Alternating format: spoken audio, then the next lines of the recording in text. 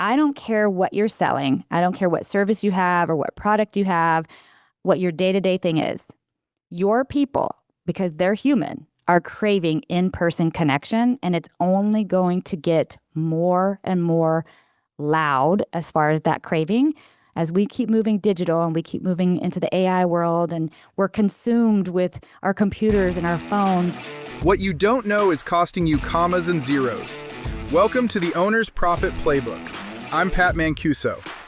Most entrepreneurs think their biggest challenge is growing revenue, but the real problem is the profit leaks hiding inside their business. On this show, we break down the strategies, structures, and financial blind spots that separate struggling operators from truly profitable businesses. Because building a business is one thing, but building a business that creates wealth, that's the real playbook. Welcome to the Owner's Profit Playbook. I am Pat Mancuso, and I'm excited to be with you today. As you know, our mantra is most business owners don't know what is costing them commas and zeros. Today, we're going to talk about stuck trading time for money or chasing more leads to grow revenue. What if your biggest profit opportunity in your business isn't more volume, it's a deeper experience? Because what you don't know is costing you commas and zeros. And today's guest is going to show you how turning your expertise into a high-ticket transformational experience could completely change your business. Today, I'm joined by Shannon Jamail, founder of Mind and Body Complete, and the creator of an entire family of companies centered around transformational wellness and high-impact experiences. And boy, in our world today, Shannon, do we need that. She's built a 46-acre retreat just outside of Austin, Texas, called Retreat Ranch, hosted over 100 transformational retreats around the world, and now helps other leaders design, market, and lead profitable retreats that actually change lives. She's also a best-selling author, podcast host, and a therapist turned mentor with a serious appreciation for great champagne. Oh, we may need to talk about that.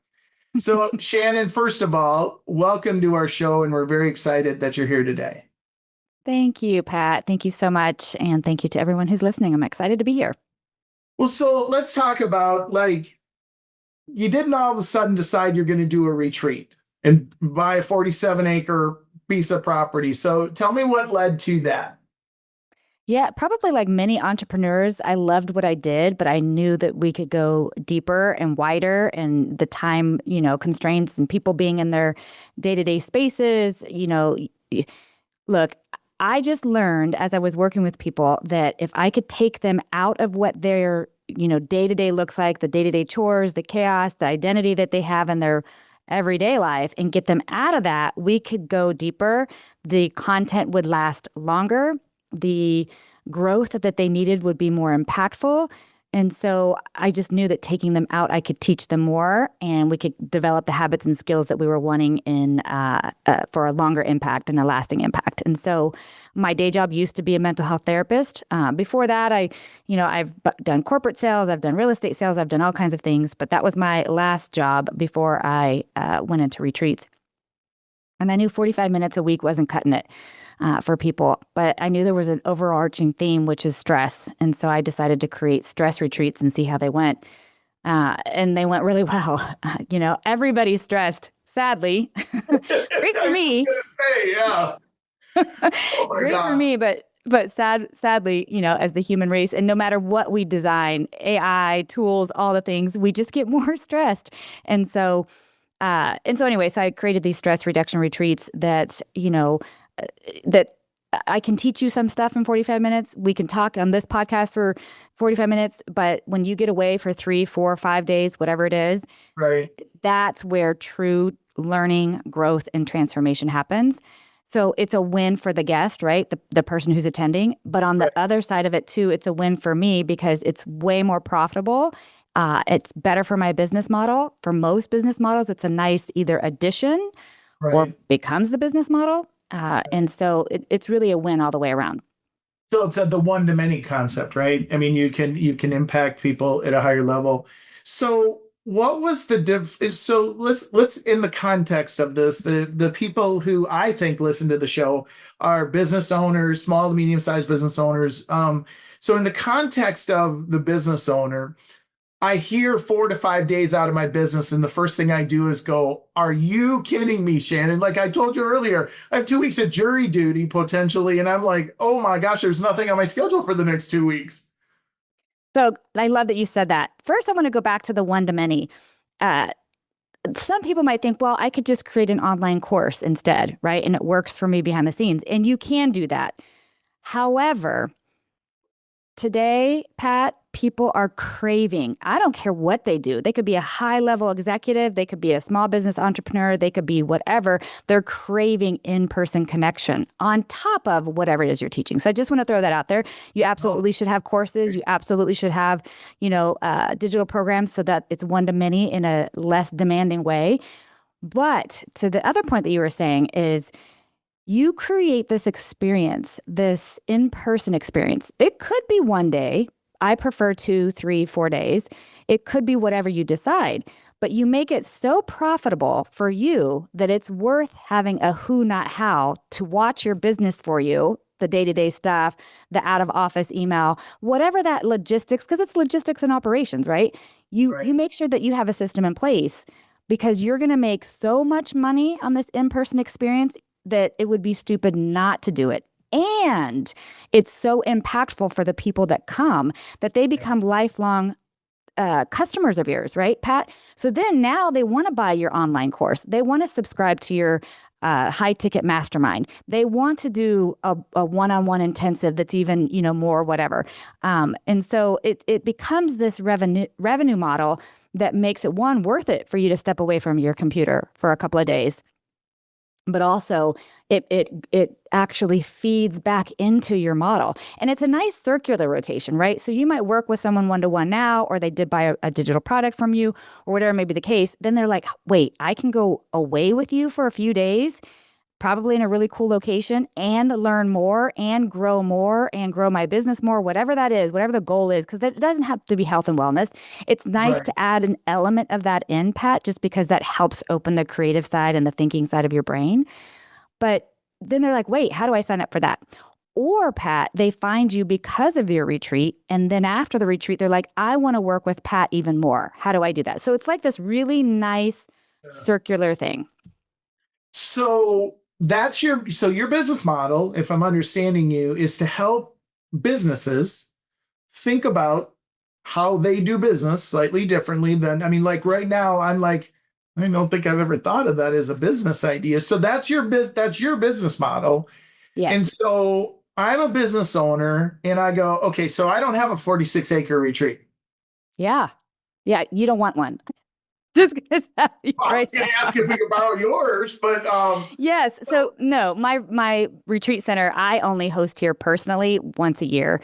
It's rented out every weekend, pretty much, and some weekdays by other organizations. So yeah. So Pat, you would find a location that suits you and suits your needs and suits your personality, even, right? So let's just make this up, Pat. Let's say I am, believe it or not, let's say I'm an accountant. That's my business. My business is accounting, and my business is to make sure that other businesses make more money and that they are doing the right things. They know the tax breaks, whatever, right? Get right. however you want. And I work with lots and lots of businesses, helping their business financially. And then I'm like, you know what? I could do a 1 or 2 day getaway and I could really dig deep into how do you, I'm going to say words that are probably not right, but how do you circumvent these taxes? How do you make more money in your business? How do you save money here? All those Right. keywords that are really You're important to right. Yeah, people. they should all think about doing that. Yeah. So you take them away for a couple of days and you dig deep into all of that, right? And you charge enough money that it makes sense for you and your business.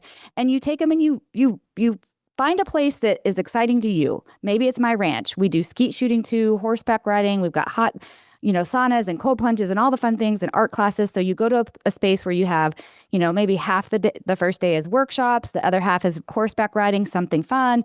The next day it's workshops, and then you do an art element, or you go to a beach. It doesn't matter, but you'll find a place, Pat, that speaks to you and speaks to your demographic.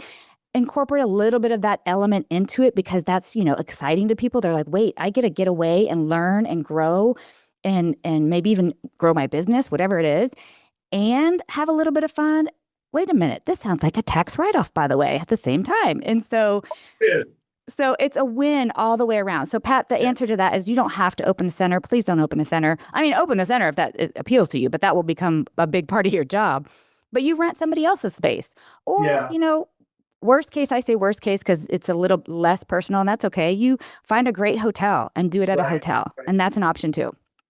So, what did you get right early that most people wouldn't think about if they were to do something like this? Probably two things I feel like I did really well at the beginning and still do. And the first one is making it so personal when people would arrive. Every detail you can think of, I overthought it to the nth degree, and so Yeah.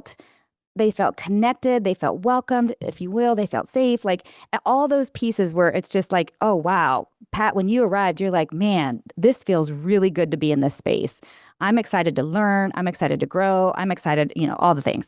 So that Right. was one thing. I'm just really big on the details and just really making sure that the people who arrive, that they feel like I'm excited for them to be there and they're excited to be there. The second thing is then I continue to love on them forever. So, a lot of times, Pat, somebody buys your service or product or they do business with you and then the business is over, let's say, and then they're Right. just forgotten.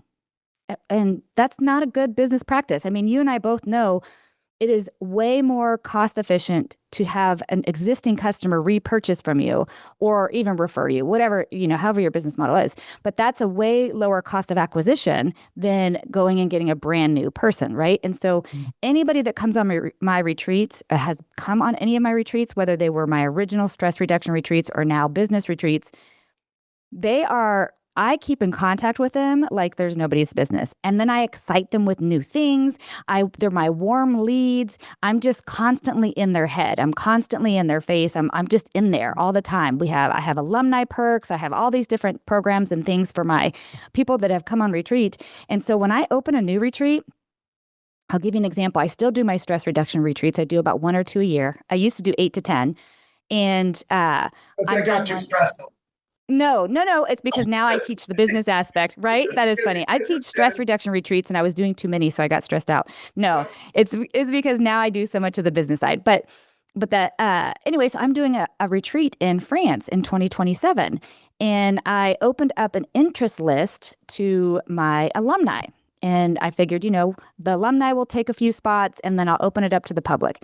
Well, I opened it up to my alumni as far as just put your name down. They didn't even know how much it was yet. It's like, here, put your Right. name down. I did a little, drip campaign, like imagine yourself here, imagine yourself there, and all this stuff. I haven't even opened it yet, Pat. I actually have to add a second week. It's already full. It's Oh, it's wow. like because I nurtured them and because I've, Yeah. gotten them excited. So anyway, taking care of the people who I've done business with and just when they show up, like they're all in. They just know, they feel it from the moment they walk in. So tell me that, and you're still, I'm sure, working on it, right? So I have a question. Have you ever been to France before? Yes, many times. Okay, good. So that's why you picked France, because there were two options there. Either I'd never gone and this is a great reason for me to go, or I've been there before and I know. Yeah, no, Um, I'm actually going back next month to finish up some details and of course drink champagne. So I love it. I love it because you love champagne. Um, Mhm. so tell me, like, give me in that experience, the two or three things during that week, because a week is a long time, right? And Mhm, I'm mhm. sure it's balanced between business and, reinvigoration personally. But like, if I'm a business owner, what am I going to get from that retreat? If you come on mine in France, Right. so that one is specifically on stress reduction. So it's Okay. more that one's more stress reduction. I do business retreats for business owners to add retreats to their business, and that one's more on That's what you do. if Okay. yeah, if you there's so I do two different ones, right? The stress Yeah. reduction, which is my original thing that I've done for 15 Right. years. I've done over 100 of them all around the world. You're coming to just learn some tools on how to really release stress, get some new Right. tools, have fun, connect with other people who are in the same headspace. And we're going to drink some champagne and have a chef cook us meals. Like it's really just a luxury release it all. My Yeah. business ones are a combination of definitely some fun. We typically will do whether it's a go for a wine tasting or skeet shooting or horseback riding or whatever may be the case. But we're breaking that up in between workshops. Like have workshops on AI plus SEO marketing, how to be visible today, because holy, I don't know if you cuss on your show. I'm a cusser, but people, it has changed your visibility game has changed. If you don't know Yeah. that, you probably, you do, you just don't know why or how.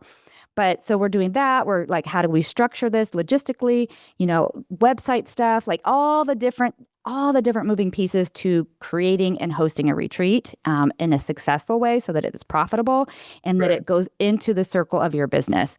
And so those retreats, to your point, for your listeners, those are just broken up between workshops and then something fun to break it up. Workshop, something fun to break it up. Food, catering, or a chef, all those things. Your job, Pat, when you're there as the leader in charge of the retreat is just to focus on your leadership, what you're teaching. You want a retreat coordinator or the retreat center to coordinate all the other details, the food, the moving parts, the workshops that are not what you're teaching, whether it's skeet shooting or art or whatever. You want to be fully present, Pat, so that you can teach your content and your information so that by the end of this whole session, the 2 days, the 3 days, whatever it is, these people are like, I learned so much from Pat. I can't wait till he does another one. Or what other programs do you have, Pat? Because I really want to continue this, whatever it Makes is. perfect sense. So let me ask you this question. So in the journey that you've had on the teaching the retreats, because I love the idea. I mean, I Yeah. just love it. Biggest success that you've had that a client of yours has had in terms of implementing what you're teaching. Yeah, I love this. Okay, so there's two that come to mind. One of them is, we'll say it's on the more artsy side. Don't laugh, but there's a woman who's super, super popular. Shout out to Kitty. She is so popular with crocheting classes. And Okay. so she does them on YouTube. She has courses for them. She's got templates. She's got all this stuff. And she was, they were just doing really, really well. She found my information. She's like, man, I can just see a whole crocheting retreat. And I'm like, so can I. I don't crochet, but I think that would be amazing. And so we did the whole thing, structured it. She launched it. I mean, it was amazing. Let me give you some numbers so you can get this in perspective. Her crocheting business up to that point, she was making probably around $10,000 a month. That's in just reoccurring revenue of memberships, YouTube views, like all those different things. It was about $10,000 a month. $10,000 a month is a lot of money for crocheting business. I mean, That's why I picked her, because I thought, this is unique, but also she had a really solid business. yeah. Especially for something so artsy. Her first retreat she did, her full profit, everything's paid, done. Her full profit was $29,000. And that was for 2 days, right? So she's making Right. $10,000 a month Now or she- $29,000 in 2 days. So now she does them every quarter, right? And so that's just one example there. Another example is someone who teaches AI programs. And so they teach I don't know anything about this. I know basic AI. I know the basic stuff to do that I use every day in our business and that my team uses. But Right. this person helps create AI systems that are closed systems that help you with your whatever. It helps streamline your business, right? So he creates systems that can take all the different things you use and creates in one kind of motherboard, if you will, Yes. so that you just have one place to log in. And so he does that one-on-one with clients. He does that in group learnings. He does all this kind of stuff. Well, he found my stuff and he's like, I wonder if I could do, kind of a luxury getaway. Bring your laptop, bring your assistant, bring, your team even. And we're going to meet. And they met in Bali. I don't know why Bali, but they met in Bali. Listen, I love Bali, but for an AI thing, I was like, okay, but he loved Bali. So they went there for Bali. And it was 4 days. And at the end of the 4 days, they all had created, systems. And he was there to work through the kinks, and his team, the people, if they wanted to, they brought their teams the whole 9 yards. Another thing, again, numbers. He was making somewhere around, if I can remember correctly, it was like $25,000 to $30,000 a month on an average for his business. He made $108,000 from this retreat, pure profit, right? Wow. Pure profit. And he was in a cool place and enjoying it, Yeah. So my point is not just the wellness people, it's not just the spiritual people, it's not just Yeah. the meditation people. Yeah. Whatever you do, you can do it deeper and wider in a retreat setting. So I love this. I mean, now, I always see the shiny bling, right? I go, oh yeah, that might work. And yet, when you really step back from it, people do retreats all the time. They're 1 day events, right? But you're taking a retreat, truly the definition of a retreat, right? Yes. People do events all the time, and they might hear that and go, well, we do it. No, this it sounds dramatically different. Um, what do most people never consider? Let me ask it this way, because you already answered that one. What's the biggest misconception somebody might have about hearing running a retreat? I want to first go back to what you mentioned, Pat, because you still can absolutely do the 1 day workshop, the 1 day mastermind, and I think those are very powerful and impactful. The reason why I focus on retreats and the reason why I think the actual retreat is so valuable for business owners today, part of it I've already talked about. Believe it or not, people are craving in-person connection. They really are. And they're craving to connect not just with the teacher or the leader, but with fellow people in their same kind of either season of life, type of business, learning, whatever may be the case. And that doesn't really happen at a 1 day. It's like they're pouring a bunch of information in you, and then you go to your hotel room and you're done. So that's the first part. It's missing the connection. It's missing that. Well, there is some connection at the bar usually at the end of the night, but that's not 100%. And that can happen on a retreat too. You absolutely can have a nice bar set up or bar service, which happens at my retreats. And so there's that part. The other part is especially since COVID, the impact that retreats have for people in any industry is so much longer lasting that you get a more loyal customer at the end of it versus the one-off, right? The one-off, a lot of times those one-offs, the mastermind or the workshop, they come, they go, they get rah-rah, and then they leave, and they may or may not sign up with you again. They may or may not do business with you again. You get into a retreat that's at least 2 days, and they've got a little bit more of that personal connection, which does cost more, by the way, Pat, and it should cost more. But you get a little bit more of that personal connection. You get more connection with the people there. It imprints in their brain way deeper, way longer impact than it's ever any 1 day event. So I think you can mix it up. You could have maybe an annual retreat, and you make it so like big and like you have to apply, whatever. And you have some semi-annual 1 days or quarterly or whatever your thing is. But in person, regardless, Pat, is the way to go. Now, to answer your question, go ahead. Well, I was going to ask you this because it just popped into my head, and I'm sorry for interrupting you there. No, it's okay. So you did your initial first retreat when? What year? So it was almost 15 years ago. Okay. So what was that, 2011? 2011. How many people did you have at your first retreat? 9. I had 9, and I was only charging like $1,000, Pat. Yeah. Well, and here's the reason I'm asking that is people look at it and they go, well, yeah, but Shannon's been doing this for 15 years. And the fact of the matter is, even 9 people at a retreat is $9,000. And even if you had I don't know, 10% profit margin, that's still $1,000 to spend a day with somebody. And so your retreats right now, they average how many people? And I know it would vary because you're doing two different. 18 to 20. Okay. 18 to 20 people, and they are anywhere from $5,000 to $8,000 a person. Okay. Okay. The profit runs, because sometimes people are like, I don't care. What does that even mean? Profits for me run anywhere from $30,000 to $50,000 per retreat. Yeah. Personally, those are my stress reduction retreats. My business retreats, they're more. And just so you know, that's the way the game works. So wellness, any kind of self-improvement that doesn't have a business aspect is going to have one ticket item. A business aspect where it can actually impact their income. Now, I personally believe my stress reductions absolutely impacts people's income, right? It makes them a better person, a better worker. But in the perceived buyer's mind, if you're going to have a retreat that's going to have amazing wellness and all the great stuff, but also workshops that increase my ability to make money immediately when I leave in some way, that has a higher ticket to it. Sure. Those typically start at $8,000 to $10,000 a person. Yeah. That's a starting point. So let me ask you this.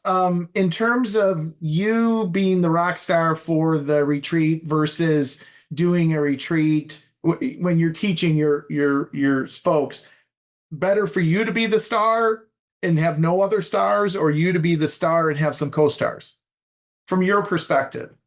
Yeah, I don't co-star. So at any of my, I've done it before and I don't do it now. Yeah. Any of my retreats, I am the main leader, whether it's business or otherwise, uh, for the retreats. Now I do a, funny enough, as we're talking about this, I do have a 3 day summit. That's a business summit. It's not a retreat. It's held at a hotel. That's kind of a different feel, right, and vibe at the Right, summit. And right. I do co-host that with two people I absolutely trust. My retreats are different. They're just a little bit Yeah. more intimate and personal. Those, it's just me. Now, what I do is I hire guest speakers. I might hire a guest consultant. I might hire Right. whatever. I absolutely have coordinators that are on the team so that they can deal with any of the bullshit. Somebody's, I don't know, their AC doesn't work right Yeah. or Yeah. their whatever. I'm a big believer. Unless you already have a business partner that you trust, then of course do the retreat together. Otherwise, you're already adding another human element that can be super stressful. It could go sideways. It's another, instead, hire a consultant, hire a contractor, pay them, have them come in, do their part, and leave. So I'm a business owner. I'm listening to this and going, okay, Shannon, where do I start? I Yeah. like the idea. Where do I start? So, coming from me personally, I have my podcast. You can listen to my podcast. It's got tons and tons of tips. I have an online course. But if you're just like, how do I just get started? You just pick a date, you pick what you want to teach, and you start talking about it. And you see, what does that interest look like? Pat, you put it out to your people. Who are you working with now? And say, hey, if I were to hold a retreat in June in the Florida Keys, and this is what you will walk away with, who would want to come? And just see, like, what's the response? Do you get a bunch of, oh my gosh, yes, when? How do I sign up?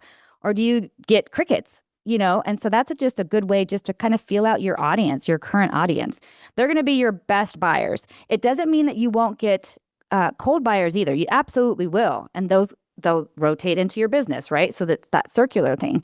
But that's the first step, Pat, is just to kind of imagine it Mhm. and then put that imagination in an email or a live video or however your Voxer, your WhatsApp, however you communicate with your people that do business with you and see what kind of response you get. You'll know right by that if this is something that your business and you are ready for. If you get crickets, then it's like, okay, my audience is not ready for this for whatever reason, or I haven't positioned it correctly. My messaging is off a little bit, or I'm just not ready. I'm one of those a little bit weirdo woohoos. It's like you're just not Yeah. ready. The universe is telling you not ready. But if you get enough, absolutely, how do I sign up? That's a sign. Yeah. So, question that pops into my head because I was listening to what you were saying. If I'm just starting a business today, I have no network, no past clients, none of that. It still could work, but it's just a different marketing path. True or false? That would be like starting two brand new businesses then, Yeah. right? So if you're already starting a brand new business, I wouldn't layer on another brand new business, which would be retreats. Unless you were wanting retreats to be your business, unless you wanted Sure. your business model is retreats, or that's the main part of it, then that's one thing. But if you're starting let's say, a design company, right? You're going to help people with interior design, which, by the way, those are fun retreats too. I'm telling you, you could do retreats on anything.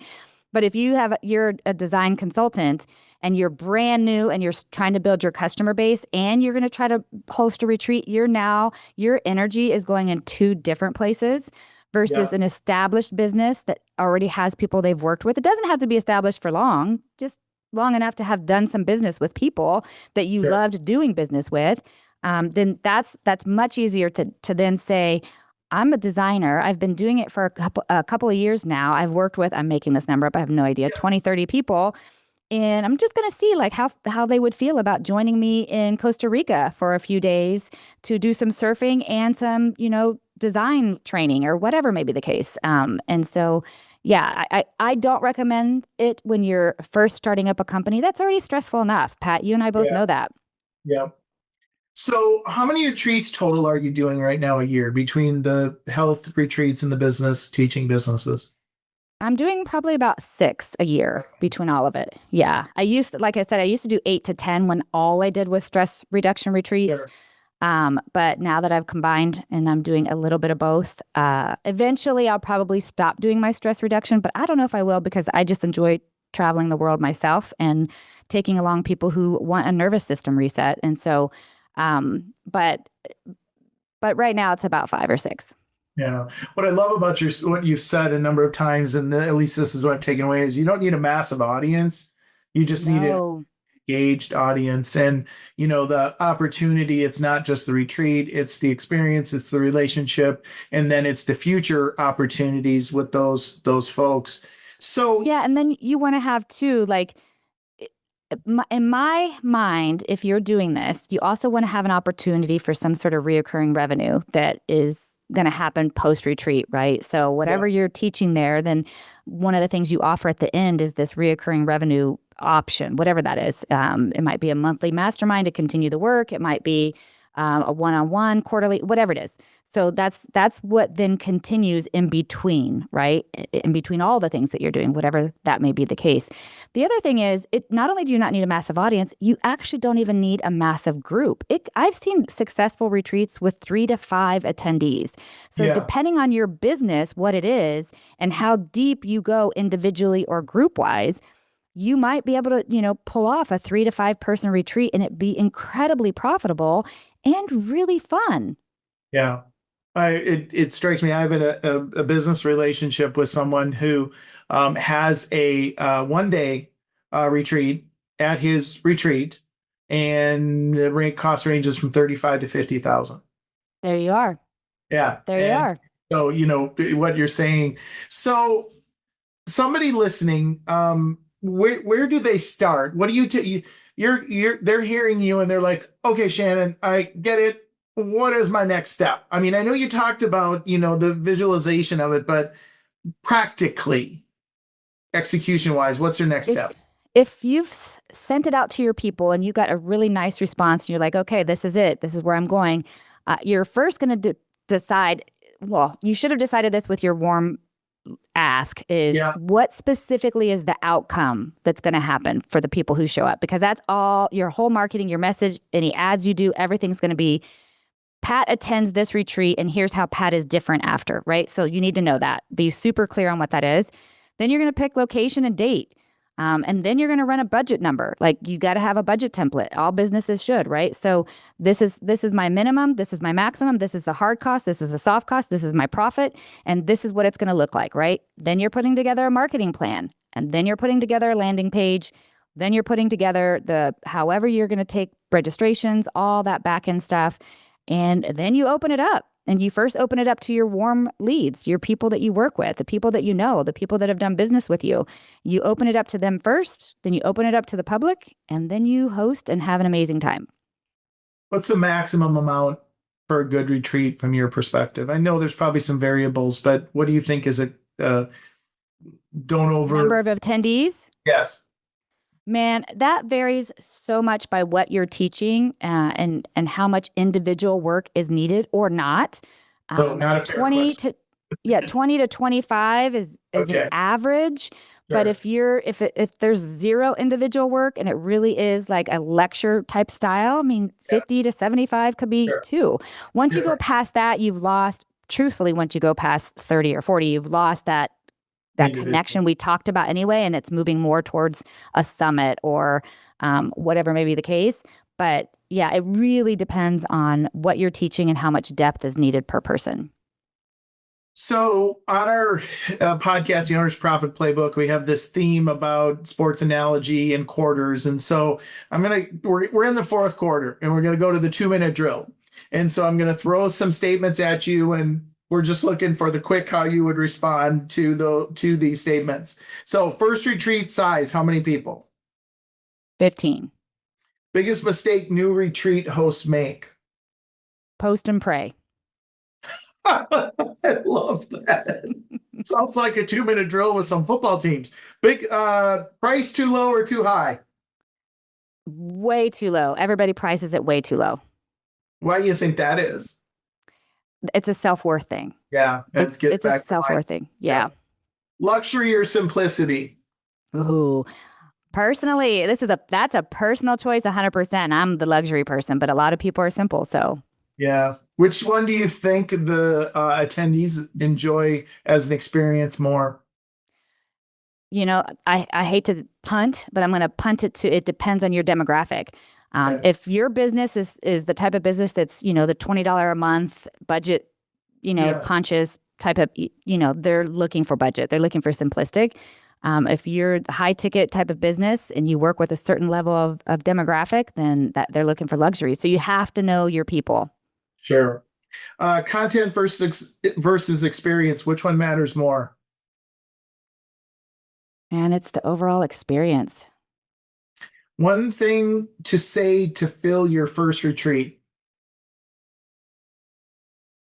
Here's how you'll be different. And then lastly, what's the biggest missed opportunity in this space? Reoccurring revenue. They do the retreat and then they ignore them afterwards and they don't give them another place to go. Yeah. It's like I honestly hadn't looked at this opportunity for in the way that you've presented, in the way that you've created, I think, a conversation with business owners that looks different. I mean, it just really, yeah, you can, it's conferences and events, but this is what people talk about forever, right? Forever. Yeah. They'll always remember, Pat, that they met you in Florida and spent 3 days learning and growing and had so much fun with XYZ. And then this happened and there's all these memories and all these experiences. And people are like, what? And they're like, yeah, you've got to go on a retreat with Pat and you're going to walk away with XYZ. Yeah, it's way more memorable than a conference that you went to at a hotel.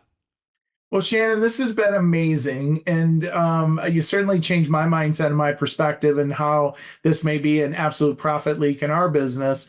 So before we go, I'm going to have you prepare for a final thought. However, before you get to that final thought to share with our listeners, if somebody wants to reach out, wants to get in touch with you, get more information, what is the best way and best place for them to do that? If you go to the website, The Retreat Leaders Playbook, theretreatleadersplaybook.com, that's got the podcast. I've got some books on there that I've written on this and my blog, lots of free resources and lots of paid resources. So pick your poison. I love it. I love it. Well, thank you so much. And I know our listeners will appreciate it. So what's your one final thought from our conversation today? If you don't remember anything, take this one thing away. I don't care what you're selling. I don't care what service you have or what product you have, what your day-to-day thing is. Your people, because they're human, are craving in-person connection, and it's only going to get more and more loud as far as that craving as we keep moving digital and we keep moving into the AI world and we're consumed with our computers and our phones. Believe it or not, it's causing exhaustion, and we as humans are recognizing it, and we much rather meet in person. Yeah, it's also causing craziness. I'm going to put that in there. It's causing craziness. And 100%. I think what you're saying is super, super important. Well, Shannon, again, thank you so much for being here today. For our listeners, this is why we bring the talent that we bring to our podcast, because we all have what we call blind spots, profit leaks. And we say on our show, what you don't know is costing you commas and zeros. And this is really another great example of how to close those profit leaks and look at your business in a different way. So we certainly appreciate Shannon and everything she brought to our show today.